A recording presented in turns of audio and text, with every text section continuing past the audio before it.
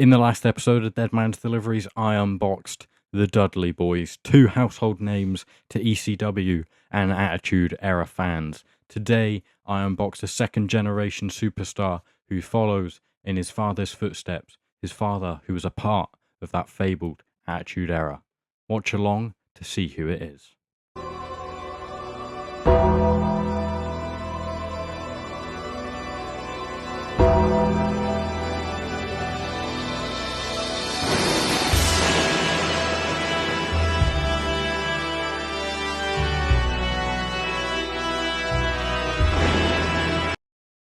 What's up, guys? Welcome back to the channel and welcome to episode 124, I believe, of Deadman's Deliveries. As I said in the last one, I unboxed two household names, them being Bubba Ray and Devon, the Dudley Boys, Team 3D.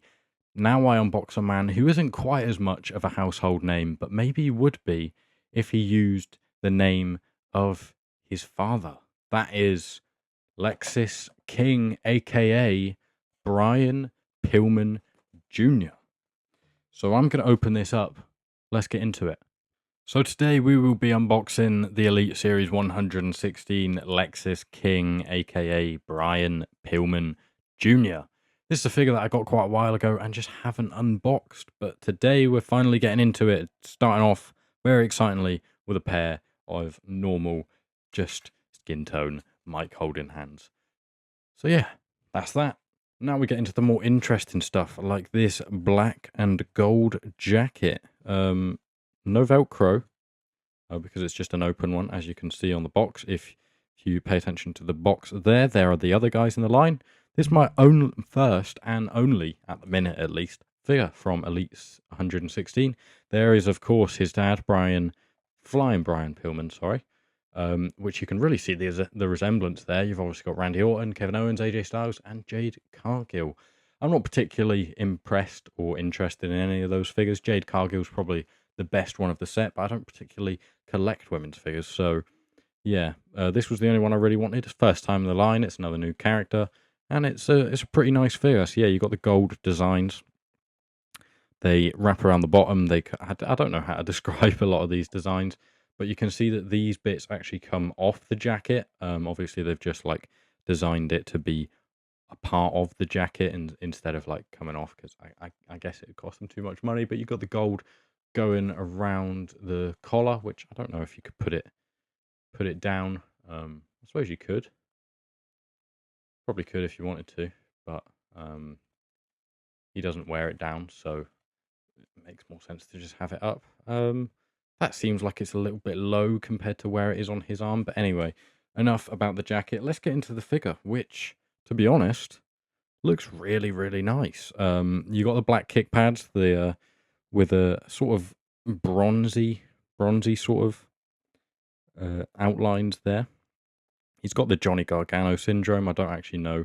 His kick pads don't look that low, so I think he could have had bigger kick pads. I really don't know why they still use these parts for guys that just obviously don't need it. But yeah, the black tights go up into like this bronze stripe / wraparound band there, and then you have the open knee pads, which are probably the best knee pads you can get. That I don't know what that is. If it's some sort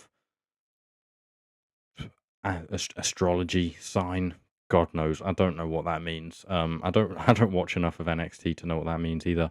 Then you have the skull with the king, the crown on it, sorry. You know, it's Lexis King. And then you have these sort of upside down V designs going on. Or they sort of wrap around, actually. So it's like the zigzag, like a bit of a zigzag with the polka dots in there, the bronze polka dots. And then you get Lexis King there, the L and the K in the bronze with the rest of the name in the white sort of cursive writing. And then you get the same V shape, where it's just another V shape. It's not the same per se, with more bronzy polka dots in there, and then wraps around the well, it's not really a belt or anything, but yeah, wraps around the midsection. He has plain white wrist tape. He's got normal sized arms and like the Daniel Bryan torso.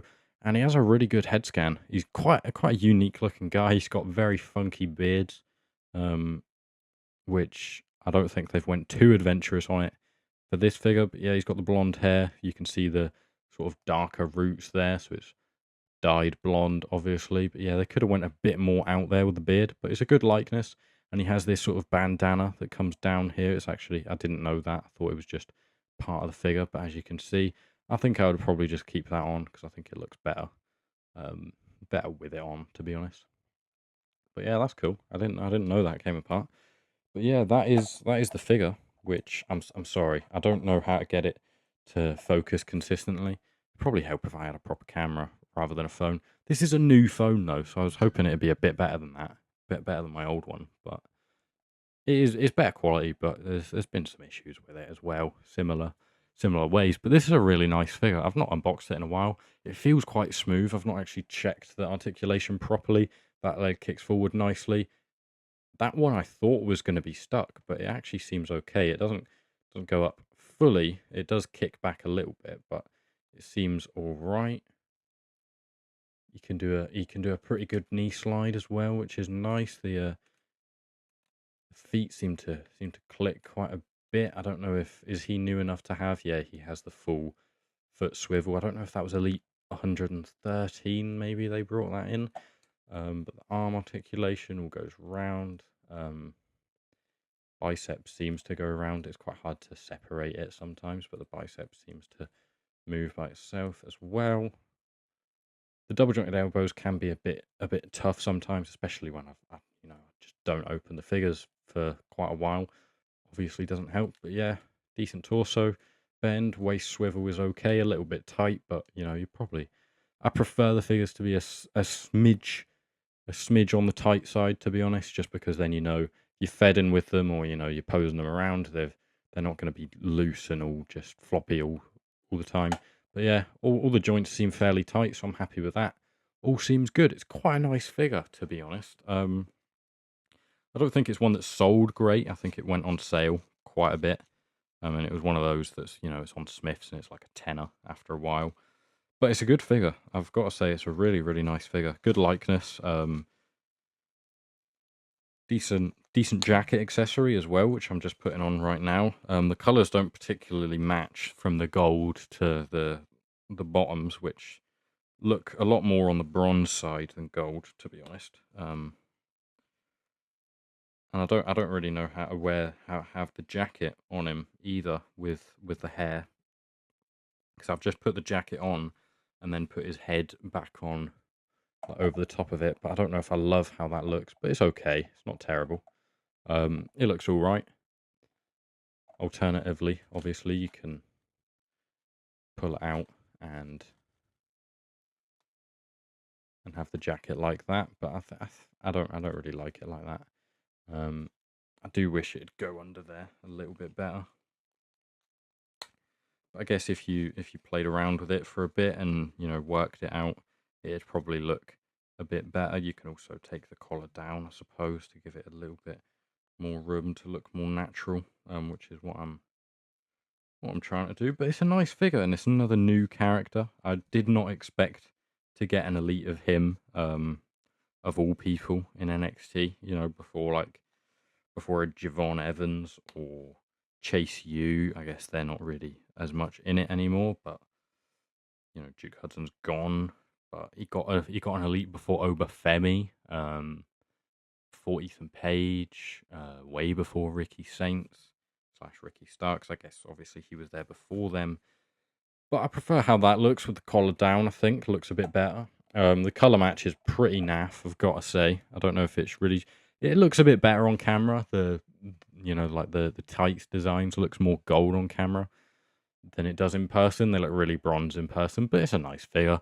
I'd give it a solid 8 out of 10. It's not too bad. It's a nice figure. It's especially if you got it on sale. I think I paid full price for it. I think I got it in Smith's. I really can't remember, but it's a nice figure. Considering I can't imagine we're going to get another one of him anytime soon. I don't know if he's primed for a call up at any point. I'm not expecting him to be called up to the main roster anytime soon, and he's not really doing a ton down in NXT that I know of. I know he had the Heritage Cup for a while.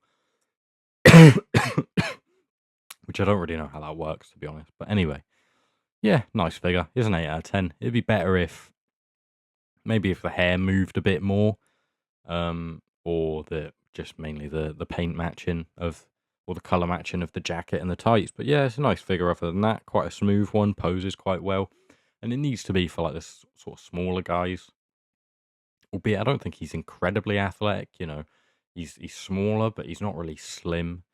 But yeah, it's a nice figure, and I'll definitely have to watch a bit more of his work. I've watched him against like Charlie Dempsey and that for the Heritage Cup, but I need to watch a bit more of him so that I can study his moves and hopefully use him in the PIC-FED at some point when I get that started. That is my main goal for this year. I want to get this PIC-FED started, and I want to hit 1,000 subscribers, which is quite ambitious because that'd mean like basically doubling my subscriber count. Just don't pay any attention to what I'm doing at the bottom of the screen. But yeah, it would be fairly ambitious, but you know, I think it's doable. So yeah, it's quite a nice figure. These are the two guys that I unboxed before that, which is Bubba Ray and Devon Dudley, which is a nice set of figures.